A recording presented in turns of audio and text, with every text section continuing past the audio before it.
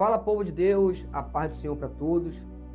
Pessoal, eu gostaria de compartilhar aqui uma palavra de Deus que está no livro de Gênesis, capítulo 37.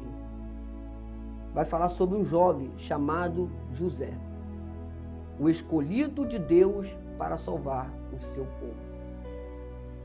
José era um jovem preferido do seu pai, porque foi gerado na sua velhice. No capítulo 37, vai nos falar que Jacó voltou a habitar na terra de Canaã, onde seu pai morava como estrangeiro. A história da família de Jacó é a seguinte: quando José tinha 17 anos, o trabalho dele era pastorear os rebanhos com seus irmãos. Como ainda era muito jovem, ele acompanhava os filhos de Bilá e os filhos de Zilpa, mulheres de seu pai. E quando voltava do campo, José contava ao pai as más notícias a respeito dos seus irmãos. Só até aqui. Essa história começa com Jacó tendo 13 filhos. 12 filhos homens e uma mulher. A Bíblia nos relata que José era um filho preferido de Jacó. E José ganha uma túnica da mão do pai. Uma túnica com diversas cores. Uma túnica diferente. Mas José já tinha um dom. José tinha um dom de interpretar sonhos. Então todos os sonhos que José sonhava, ele comentava para sua família, para os seus irmãos. E ali o ódio dos teus irmãos começaram o quê? A aumentar.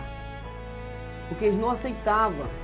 Eles já não aceitavam porque o pai era muito apegado a José. E ali quando os teus irmãos iam pastorear os rebanhos do pai, José acompanhava, ia junto. E tudo que acontecia lá, em volta aí dos seus irmãos, José vinha e comentava com o pai. Falando de quê? Das más notícias dos teus irmãos. E ali os teus irmãos começaram a ficar com mais raiva ainda.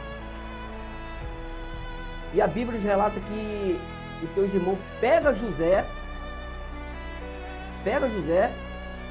joga José na cisterna, e eles começam a conspirar contra a vida de José. Eles queriam tirar a vida, queriam tirar a própria vida do seu irmão. Queria matar o seu irmão. Mas aí o seu irmão mais velho, chamado Rubem, conversa com eles e eles tiram essa ideia de matar o teu irmão. E a Bíblia nos relata que Juda, outro irmão de José, dá a ideia de que vender José para os ismaelitas. Então quando os ismaelitas começam chegando mais perto daquela cisterna, eles pegam José e vendem José para os ismaelitas. E ali José foi levado. José foi levado até o Egito. E quando chega no Egito, Potifar, o comandante de Faraó, compra José. E José começa a trabalhar na casa de Potifar como mordomo. Começando a trabalhar na casa de Potifar, vivendo a sua vida na casa de Potifar como mordomo. Mas a Bíblia nos relata que tudo que ele fazia, Deus prosperava na casa de Potifar.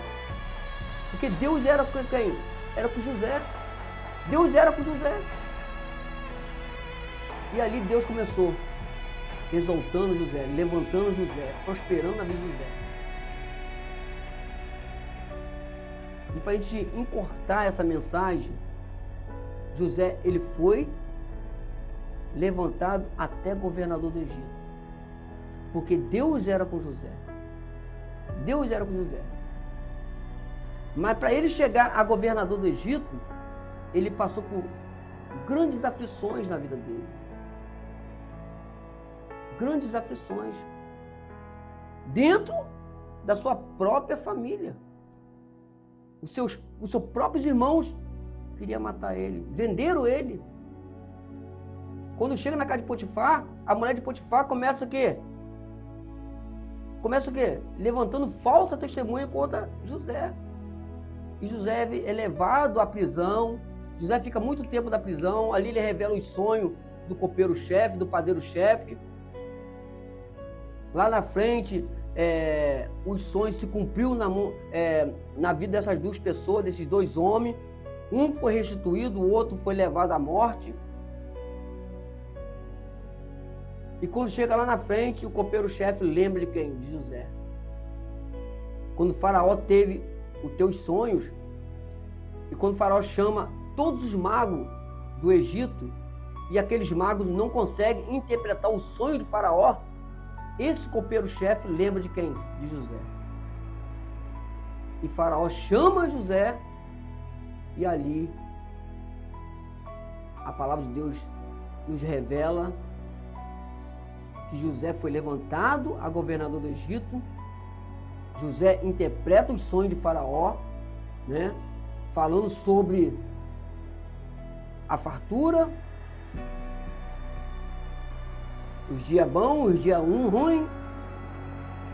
E ali ele foi levado a governador do Egito. O que eu quero passar para a igreja nesse dia? Quando Deus tem um propósito na sua vida, você vai passar por várias aflições. Mas se Deus tem um propósito na sua vida, não tem como nada te parar. Tentaram parar José. E com você não é diferente. Vão tentar te parar. Mas quando Deus tem um propósito na sua vida, Deus vai cumprir, meu irmão. Deus cumpre com o propósito dele na sua vida. Amém? Eu gostaria de compartilhar essa mensagem com vocês nesse dia. Guarde essa mensagem no seu coração. Se Deus tem um propósito na sua vida, Ele vai cumprir. Ele vai cumprir com o propósito dele. Amém? Então fiquem todos na paz do Senhor e um ótimo dia para vocês.